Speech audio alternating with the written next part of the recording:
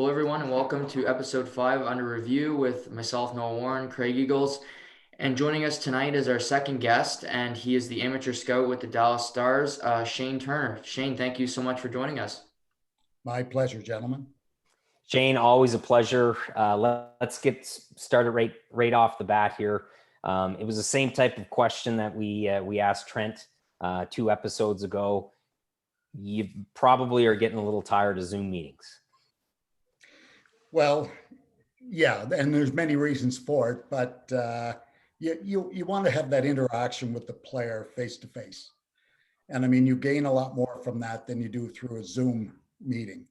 And I mean, if you're younger, I'm an old guy, so I prefer to shake hands, look a guy in the eye, and there's a lot of things that are tells that you look for, and you can't get that through a Zoom meeting. So, how many questions, Shane, would you ask a player in maybe a face-to-face meeting or over dinner or something like that? How many questions do you have in that bank of questions and those go-to questions that you ask as a scout? well, there's a multitude, but so there's a system to what I do. I just don't have one meeting with a player. What I try to do is by November, run into the player, just have a chat, get them to know me. I don't even talk about hockey. I talk about where they're living, how's their billets, are you enjoying the team, what's the players like in your team, all that kind of stuff. We don't talk about the on ice stuff, or I don't. If they bring it up, I'll engage them in it. But typically, I just want to get a rapport going so they'll remember me the next time. And it's not a guy that grilled them with questions. It's hopefully, there's a nice gentleman that talked to me the last time I met him. And then what I'll try and do is get just a meeting where I'll meet them at the rink. The team usually has a spot where you can meet a player, or I'll see if they want to go for a coffee. And it'll just be like a 20-minute session where we'll touch on some of the hockey stuff, some of their background. That's really important to me, to us, to Dallas. Dig into that a little bit. And when we're doing that, we try and find out as much about their background as possible, because when we drill down on a player, we talk to as many as 20 or 25 people around the player.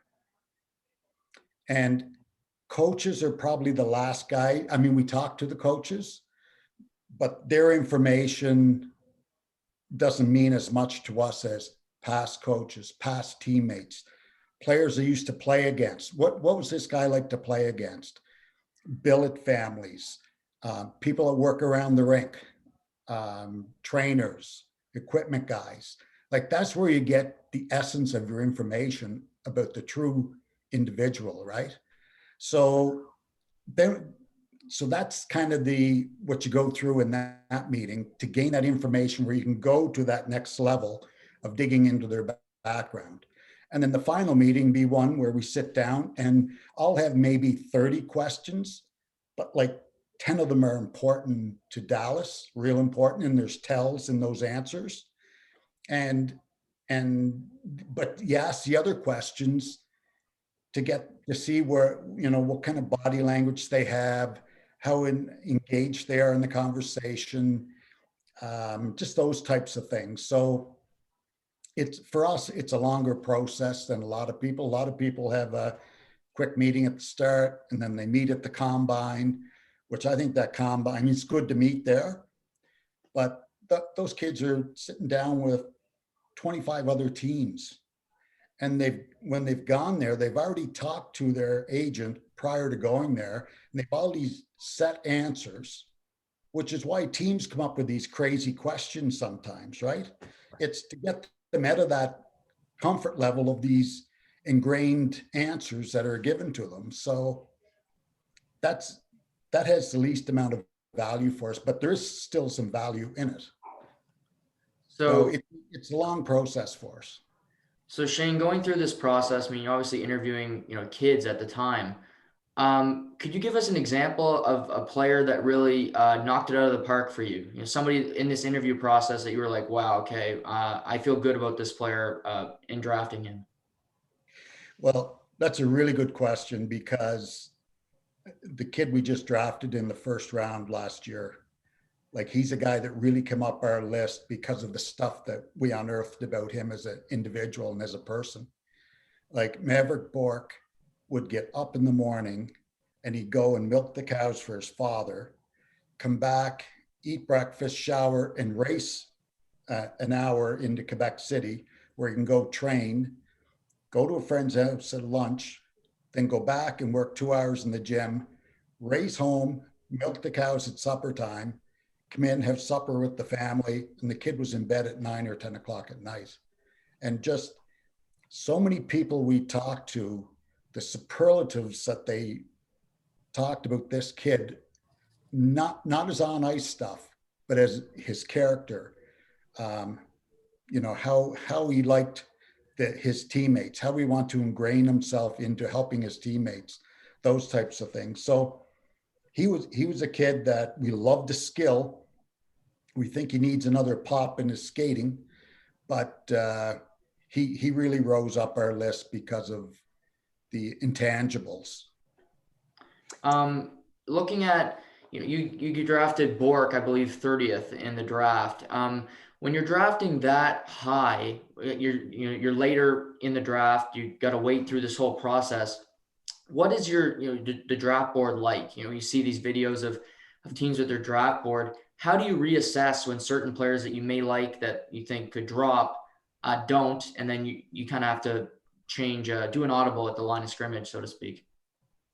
And that happens. That's a good question. So everybody says we create our list and we go off our list, and that's kind of true. The basis of that is true, but a lot of teams, the way they rate their list is based on some needs in some areas too. So if two guys are basically the same talent level, but one's a defenseman and you need a right shot defenseman, well, then he gets slotted at 20 rather than 21 or whatever. Right. So as you go through the list and there's guys coming off that you really have a passion for, which happens when you're drafting that late, and basically from 20 on, a lot of teams are doing what you just mentioned. They're kind of slotting, they're doing audibles. And what about this guy? This guy can, we took a guy a few years ago, Riley Tufte, who we knew was going to be a long-term project, but he was 6'6", and we drafted him. He was 189 pounds. So we knew it was going to take a while. And he's in the American League now with us now, went to university in US college. And, we're still hopeful that this guy will come along, but we knew when we drafted him, we drafted him at 25. Well, there's a couple of guys that we knew would have got to the NHL, or we felt strongly that would have got to the NHL before him, that were in our bailiwick too. But because we had a lot of those same type players on our team, Riley came up. It was basically an audible that he came up because are we comfortable that this guy's going to be a 5-year or 6-year player before he's our guy? Right. So well, what is the draft experience like, Shane? And how much input do you have, or do all the other amateur scouts, when the GM looks down and says, okay, this is your guy, what do you think? And do they go around the table on draft day, or all those decisions already made? They're with us. They're already made. So we at our meetings, we go through all of that, and the hard questions are asked. So we have a meeting in May where we really drill down. We're there for a number of days, and we kind of beat each other up over players because we need to make sure that this is what we want. And, there's all kinds of things you look at. It's not just the skill. There's the character, intangible. There's some analytics. There's a whole bunch of factors that are grilled into making that decision. And then just prior to the draft, we always land at the draft 2 days before. And we have 2 days of meetings, but it's not full day meetings. We'll meet for a couple of hours in the morning each day just to go over that list and to kind of finalize it, because we don't want to be at the draft table going around like some teams are taking timeouts at the table, but we have our list and we go by it. It may get switched a little bit. The year we took Thomas Harley, I think at number 19, maybe, we had another player that was ahead of him, but we had a bunch of players on our team that were that type of player, and we needed a puck moving defenseman. So all of a sudden Harley got, like Noah says, audibled ahead of him at the draft table. And that's where the GM, comes and asks you questions. And the head scout's very active in that role because he's a liaison between the GM and the scouts. And he's the one, he'll walk, well, in our case, Joe always walks around the table and talks to our guys because we don't want to be talking, because the tables are so close. Right. So that happens for sure. You mentioned Thomas Harley. I love him as a player. I watched him at the World Juniors. What did you make of his tournament, and where does Dallas see him in the next 2 to 3 years? Well, definitely in 2 years, we'd like to see him on our back end in Dallas. We see him as a two-way puck-moving defenseman. He's got great size. He's almost 6'4", can really skate. We see more offense in him than he was allowed to exhibit at the World Juniors. They want him to be more of a calming, settling influence on the back end, be a puck mover, but not as engaged in the play. They had two other guys, as you know, Bowen Byram and Jamie Drysdale. They wanted in that role, and that's fine. The kid bought into it, and we thought within the role he was given, we thought he played really well. But we think there's a lot more in his game. So we're looking for him to be a little more of an offensive push when he gets to our team. Like, he's playing in the American League now, and every game I'm watching the reports, every game the scouts are saying this kid's an NHLer now. But really, we got 8 guys Dallas now, right? So we're going to be patient with him, let him spend a year with the American League team, and he'll probably come up late in the year. But hopefully he'll be with us in a year's time. What does when you're drafting a Dallas star, Shane, you talked about the intangibles, the character, right? But what is a Dallas star in your mind from a player? Yeah, so we have what we call the Dallas core values, and we want them to be intrinsic into what the player we draft is. So there's a direct correlation. So if you look at Ty Delandria's with our team, hardworking, kind of in your face, competes real hard, good skater, has some skill. Like, those are all the things that we look for in a player. We're leaning now a little more towards skill than we did in the past. We always want that hardworking, high character, high compete guy. But you really need those skill guys too. So we're driving that skill level higher up in our hierarchy of needs. And that's why you see a guy like Bork getting drafted. He's a highly skilled guy. He's like a Nick Suzuki type player. Wow. You mentioned Maverick, and I had the opportunity to interview Xavier Borgo. Borgo raved about Maverick as a teammate. Yeah, and vice versa. Exactly. So, and Borgo is going to be one hell of a hockey player as well. So it's great to see them feeding off each other and inspiring each other. Shane, let's go way back and talk a little bit about your playing days now. When they had the Rover? When they had the Rover. The Indianapolis Checkers were really the PEI Checkers, weren't they? How many? 5? You grew up playing with them. Like, what was that like, that experience? You know what? That was a lot of fun. We had I played with a lot of good captains, but probably the best captain I ever played for, and this is no disrespect to any of their captains I had, because I had a lot of good ones, but was Kevin Devine. And he was the captain for our team in Indianapolis. Darcy Regier was the assistant captain. He was the GM of Buffalo for many years. And but Kevin was a real leader, and in a lot, not so much in rah-rah, but he's one of those guys that when he spoke, everybody listened. and just led by example. And for a guy that's what, 5'8", he was as tough as any guy that ever played. So it was a lot of fun. Like Garth McGuigan was there. That's back when NHL could have like 80 guys on their roster. Today you can only have 50 that you can protect. Well, back then you could. So once you were the team, you were there, and unless they want to trade you or just get rid of you. And we, like Garth McGuigan, played in our team, and he could play in the NHL easy. Bruce Affleck, who used to play in the NHL with St. Louis, and was rookie of the year. Rookie on his team was St. Louis. But he played with us, won the Bobby Orr Trophy twice. Like, he could have played in the NHL. But you look, that's back when the Islanders were winning their, all their cups year after year.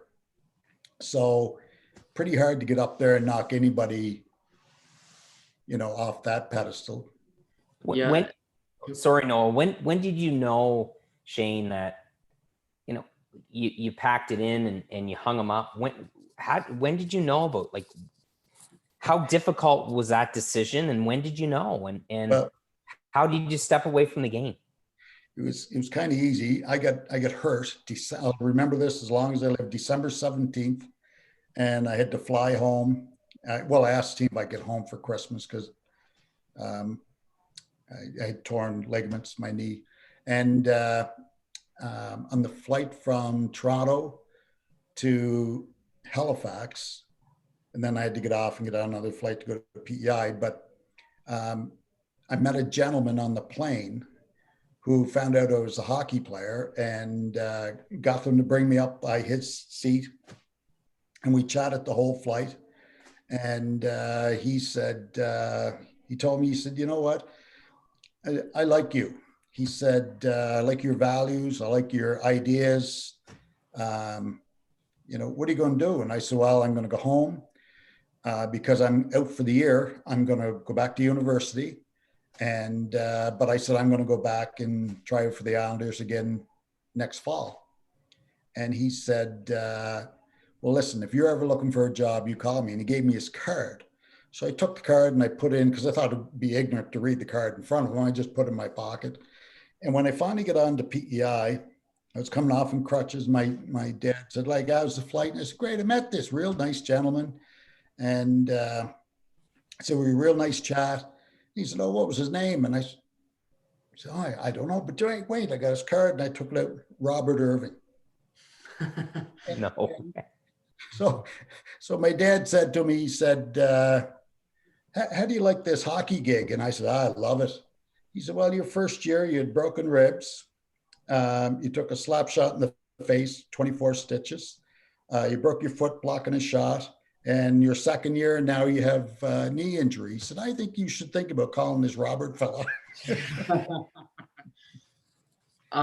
For you, comparing the game to when you played until now, Shane, was it just night and day? Like, you guys are just a lot tougher than the kids are now, being honest? I don't know. Like, here's what I think. The skill level definitely is a lot better today. Mm-hmm. Back when I played, and Craig would know this, as soon as the hockey season was over, you went into ball. And in the fall, I'd either play soccer or I'd played football also. So I'd play football and I'd be trying to play hockey at the same time. So really the emphasis on the game isn't what it is today, where they're into skill development and they've got their shooting guy and they have their stick handling guy and they have their skating guy and all this kind of stuff. But one thing I will tell you, Noah, is I think back then we had to think the game a lot more. Like, I see hits today that were allowed in my day. So you really had to have your head up and know where you were, know where everybody else was. It was demanded upon you that you had to take a hit to make a play in certain situations. None of this off the glass and out or whatever. So it's really different. But I think the game is better today. I wish I was playing it today because my skill set would be more suited for today's game. But you know, the kids are good today. They just I go to the practice and they're doing some stuff that in my day the coaches wouldn't let you do it. They'd kick you off the ice, or they discipline you for doing stuff that the kids are encouraged to do today. And I'm all for it. I think it's good. I think it attracts people to the game. Right. You talked about you playing hockey, then you're playing, ball right after, then, playing football as well. As a general thought with today's players, what do you think of hockey players and say in youth players playing, say, soccer in their off season? Do you think hockey needs to be the focus 100%, or do you think playing another sport is advantageous to them in the long run? You know, I no, I definitely believe that playing other sports is advantageous.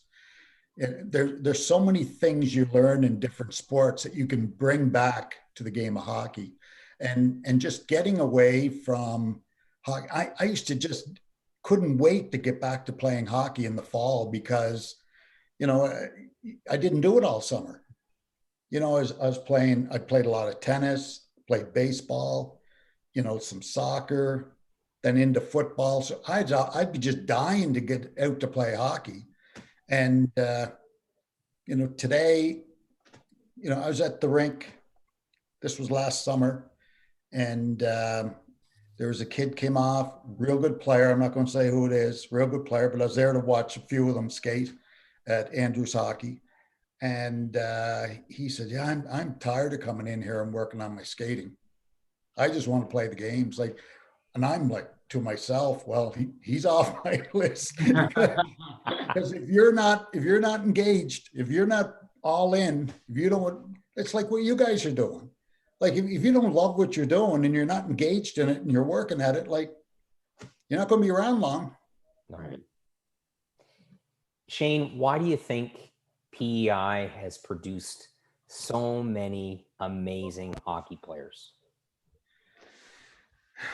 Well, you know what? I've been asked that question before, and I really think, like, I know growing up, um, Forby Kennedy was God to me.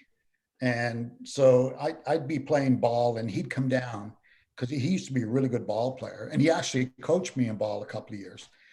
But he'd come down and talk to the kids, um, and we'd see his Philadelphia Flyer license plate at that time. And like, oh wow, like so we couldn't wait to get to the rink and do what Forby did. Well, we couldn't fight like him, but we want to play like him.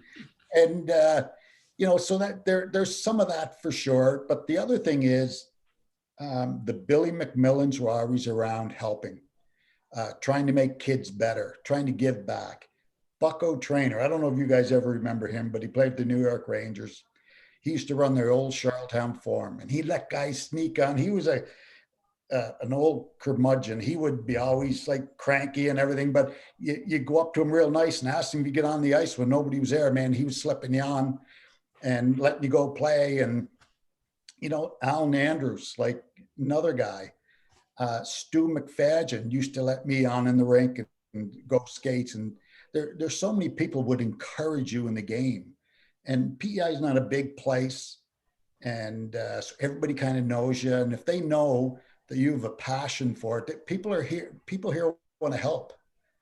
And so there's a lot of encouragement. I know there's not as many programs here as there are in Moncton or Halifax, or especially in Ontario. And everywhere I go in Toronto, there's programs coming out the year for kids, no, we're doing backhands today or whatever. And, but down here, there's not as much, Alan Andrews has his school and he does an excellent job. But a lot of times there's so many kids there, it's, but I guess to answer your questions, just so much encouragement from those guys, the Alan Andrews, the Billy McMillans, the Forby Kennedys, like they're there to help you every step of the way.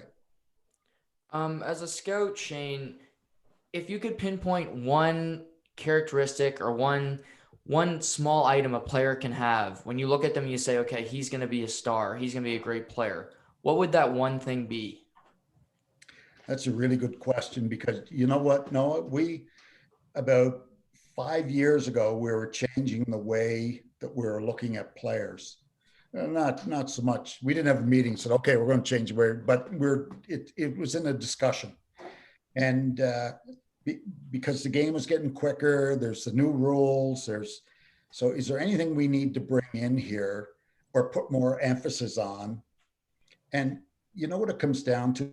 And the example I'm going to give you is Antoine Roussell. I don't know if you guys remember him. Yeah. Walk on in Chicoutimi. Wasn't drafted, walk on. Made the team. He wasn't drafted in the NHL. He's a walk on in the East Coast League. We got him. We signed him for the American League team because we wanted somebody that was work hard, kind of in your face, Some play bite. physical, so we thought he would be a real good fit on our American League team. And he comes and he's working his tail off away from the rink. He's doing you heard this, do it the right way. Well, This kid did it the right way. Like everything to be a pro. He gets called, his first year with us, he gets called up to Dallas and never left. Now he's in Vancouver now, but just a guy. So he was an example to us that you need the will to be a player. And how many guys, like both you guys know, you can just list people that weren't high draft picks. Like Jamie Benn was a 5th rounder. Yeah. He was our 2nd pick in the 5th round. And John Klingberg was a 5th rounder. Esa Lindell was a 4th rounder. But what all these guys had was the will to be a player. Okay, what do I need to do? How do I get better? And they just work at it. They're in the gym. They're eating the right foods. They're just getting the right sleep. It's just a lot of people may put that intangible as being a part of character, and it is. But when you isolate it, it's got to be the will to be a player. And that'd be, to answer your question, that'd be the thing that we, and it's the hardest thing to find. Shane, how painful was losing the Stanley Cup? You're going to make me cry, aren't you? No. Well, just think of it how many teams never get to the final, let alone be 2 games away from, and it's a dream when I was 6, 7, 8 years old and out playing street hockey in the street, you're playing for the Stanley Cup and you're always in the 7th game, right? Yeah. It's always tied, or that's what you tell each other. Okay, we're tied. Next goal wins, for the Stanley Cup, and you battle like crazy. And so here you are, you make the Stanley Cup and all of a sudden you're winning a couple of games. And I mean, well, you guys saw the list of players that we had that went and had operations after. It's crazy. They were just taped up, and I felt so bad for our group because we weren't able to put our best, team out there. But anyway, that it is what it is. That's a game, and you got to just next man up sort of thing. But I guess, Craig, to answer your question, it was tough. It was really tough because that's what you dream about all your life. And you just go for some long walks and hope you get there again. Do you think, Shane, that the shorter off season helps the Stars or hurt them when it comes to overcoming that Stanley Cup final loss? Yeah, I think we tried to tell ourselves, to be honest with you, that would help us because we'd have that hunger. But we had so many guys that were injured and had operations and stuff when it was over. We still have 3 guys out from surgery. So I think the short answer is that it probably hurt us because of the circumstances. And then COVID, obviously, yeah, the organization was really the first team and first organized. Yeah. 17 people among the Right. team. Yeah. So, Shane, what does Rick Bonus mean to that group? And, you know, what a terrific career he's had. But for him to move into the head coaching role and have that success, what does that tell people about the person and the coach? Well, first off, Rick is a tremendous human being. And second is he's a great coach. The guys, they just adore him. They go through a wall for him. He's very honest. He's transparent. He's tough, but he's really fair. And he's open and communicative. And the players all love that. They know they can go in with his door's always open. I was down to a game. This was last year. And I walked over. I said, as soon as the coach's door is open, I'm going to go in. And Jamie Benn says, that door's never closed.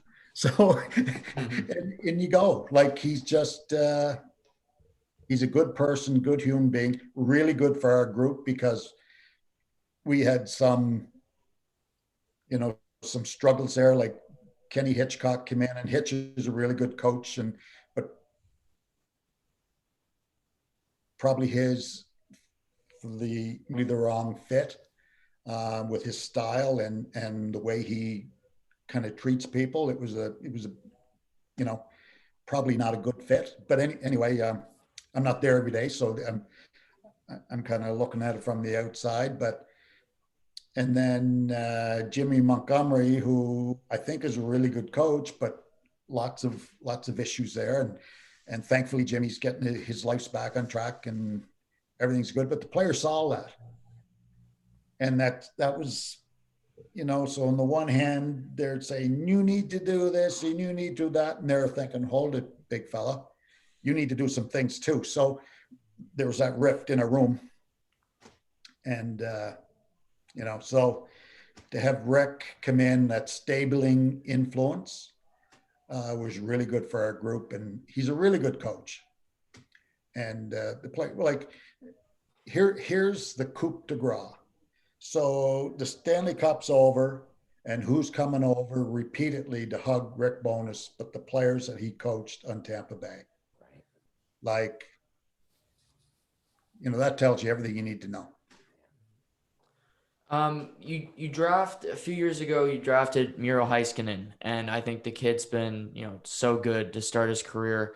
But from where you drafted him to where he is now, has he been better than you expected, or what do you think of his growth as a player so far, Shane? No, he's not better than expected, but he got there quicker than we expected.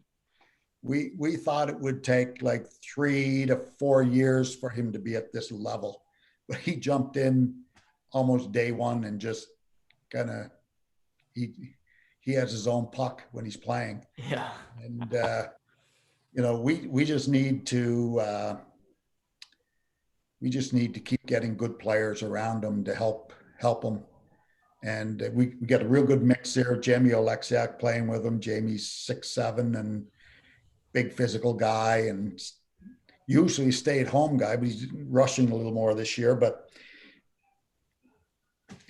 we just need to surround Miro with as many good players as we can get, because I'm a firm believer he's going to help lead us to a Stanley Cup. Shane, how difficult has this year been from a scouting perspective? And how difficult is the transition? Obviously, you've watched games online before. All the NHL scouts have, to do the research and the put the extra effort in. But now predominantly all the games are online, especially in Europe and US college. How have you adjusted, and is it a big adjustment? I personally speaking, I miss our chats at the rink, and I miss talking to all the NHL scouts. Yeah. Are you missing the rink? Oh, big time. Absolutely. I don't like, I do video scouting normally as added information, but the key source of information for me is being at the rink, seeing players, their skill, seeing how they interact with teammates, see how they interact with the coach. What's their body language like on the bench? Can't see any of that on video. And then a chance, like I always like, well, you've seen me there, Craig. I always like to get early, go down where they're kicking the ball around. I want to see who the leader is there. I want to see, who are the guys that are leading this group? And I want to see who are the strong followers, because it's okay to be a follower, but you need to be a strong follower, or else you're not going to be able to play in the NHL. Simple as that. So I want to see all that stuff, and that you can't do that sitting in front of a screen, but I'm seeing games from Slovakia, Russia, the Czech League, Sweden. It's about 5 games a day we're watching, and in condensed viewings, and then watching individual shifts of draft eligible guys and matching all that stuff up. It's so the information that way is good, but I much prefer to be at the rink, much prefer to be able to interact with people, players especially, coaches, trainers, love chatting with the trainers, wealth of information there. So I miss that for sure. And you're a practice guy. Not a lot of people realize this. Oh, big Shane time. Shane Turner is a practice guy. Oh, yeah. You love practice. Big time. Yeah, I love going there and seeing who works hard, who doesn't, who gives up on the drill, who doesn't. I love watching a drill where a guy's getting beat. Well, what does he do? Does he just give up, or does he keep competing or trying to compete? Like, it's I sneak in and get in the corner of the rink, and I love to watch the practice for sure. Who's the best Stars practice player? You know what? This will surprise you, probably, but Tyler Seguin just works his backside off in the gym. Prior to games, he's in doing some exercises, some little bit of lifting. After games, he's in lifting, doing some stuff. On the ice in practice, he's a guy who loves to have fun. You hear him hooting and hollering, but when it's his turn to go in the drill, he just goes 100 miles an hour. A lot of people are surprised by that because they think the skilled guys don't work as hard. But when you get to the NHL, the best players are usually the hardest workers. Did you when you traded for Seguin, do you think you got the motivation of getting that trade helped him be such a success in Dallas? Or how do you look at him, say, when you got him to where he is now? Well, that's a really good question, because that was a lot of the discussion before the deal was made. So Jim Nill, who's as smart a guy as there is in the NHL, he put him with Jamie Benn. Because if you'd want Jamie Benn to be your son, or you'd want him to marry your daughter. That's the kind of guy he is. And just all heart and soul, hard worker, lives a good life, does all the little things right. So he put, and Jordy Ben was with us then too. So he put Tyler living with those two to make sure he was doing all the right things. So it put Tyler in a position where he could exercise all that skill he had in a more sedate environment, let's say, than being alone in Boston with a lot of money. And well, they shouldn't have never, being a Bruins fan. I can put my fan cap on. The Bruins shouldn't have never traded him. Like he was the cornerstone of that franchise moving forward. They shouldn't have never dealt him. But, and especially the contract, Shane. Like, the contract was an amazing contract. Yeah. And it was fair. Everything was on anyway. Yeah. I couldn't, it was one of those things I couldn't believe. I couldn't believe that they would make a move like that, but it paid dividends, obviously, for both organizations. Riley Smith was a good player in Boston, playing on the top line with Marshy and Berge for a while. And the Good list, player in Vegas now too. very good player in Vegas. So Noah, another question for Shane. Yeah, so this past draft year obviously was virtual. Just wondering how you guys went through that process, and did you run into any technical difficulties throughout the couple of days? Well, it's interesting because what we decided to do was everybody stayed at home and did it off their computer rather than the initial thought was fly everybody to a centralized location, whether it be Toronto or whatever, easiest for everybody to get into and do it from there. But we decided to do it from everybody's home office and much like we're doing it now. And we did at one point run into everybody's computer shut down at one point.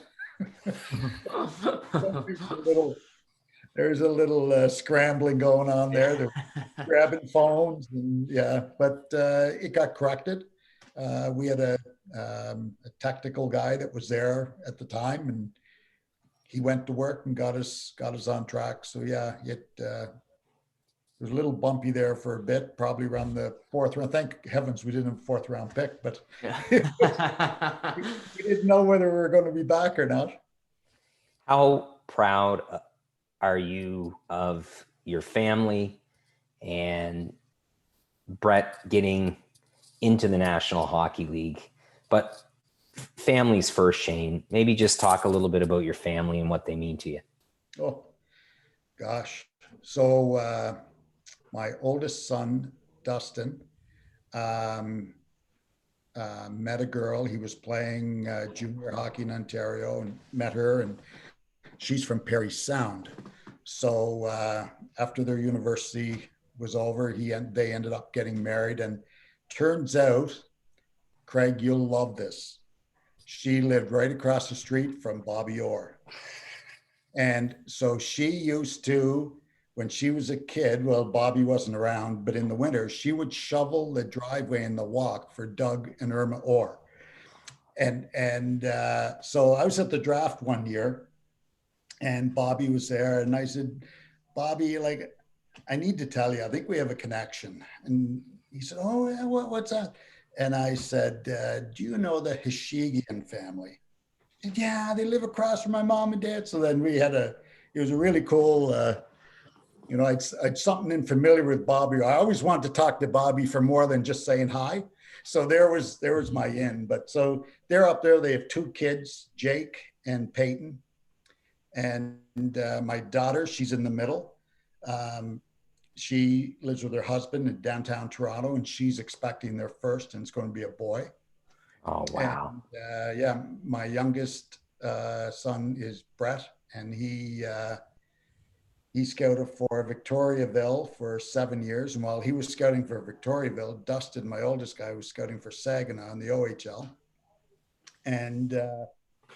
And so Brett now then he went with Moncton Wildcats as the assistant GM, and now he's with Florida. So that's of course, my wife, Rosemary, she runs the family.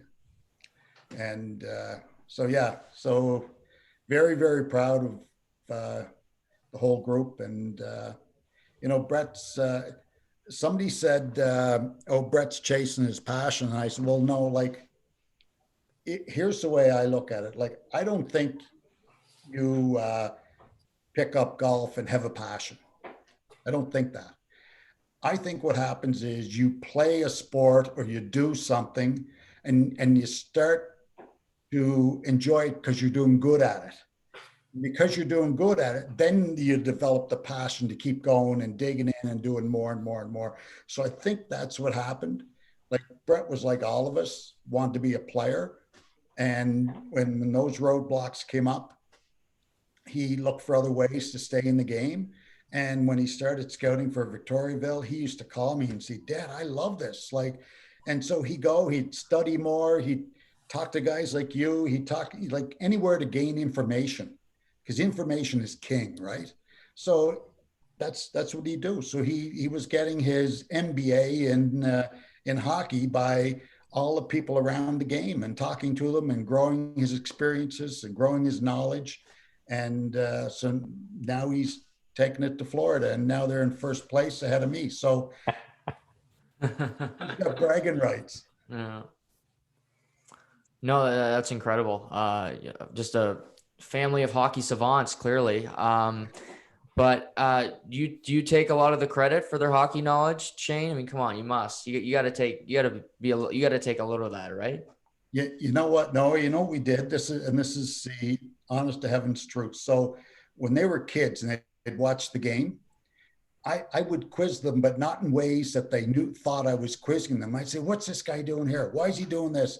And I'd let them give me answers, and then I'd say, "Well, do you think he might be doing this because of that?" And this is the way we talk about the game. And before long, like they're telling me, "Look at this guy, curling inside the blue line, Dad. He's running a delay." Like, so then all of a sudden they're playing, and then they want to do those things too. So all of that knowledge kind of, it's I don't know if you call it by osmosis, Mm-hmm. but the family, like we always talk hockey. There's always hockey people coming to our house um, over the years, and so I mean they couldn't help but get some of it for sure. Well, Shane, you're one of the best scouts. Scouts.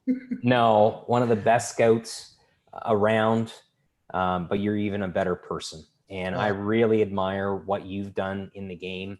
And thank you so much for giving and giving of your time, not only tonight, but every time around the rink. I really appreciate it. Thanks so much, Shane, for coming on Under Review. We really appreciate it.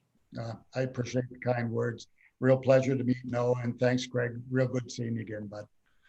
No, like Craig said, thank you, Shane. It's been a pleasure, and hopefully we can do this again down the road because I know I've learned a lot just listening to you tonight. So everybody tune into this interview. Me and Craig will be back on Monday to talk some hockey. But until then, everybody stay safe and take care.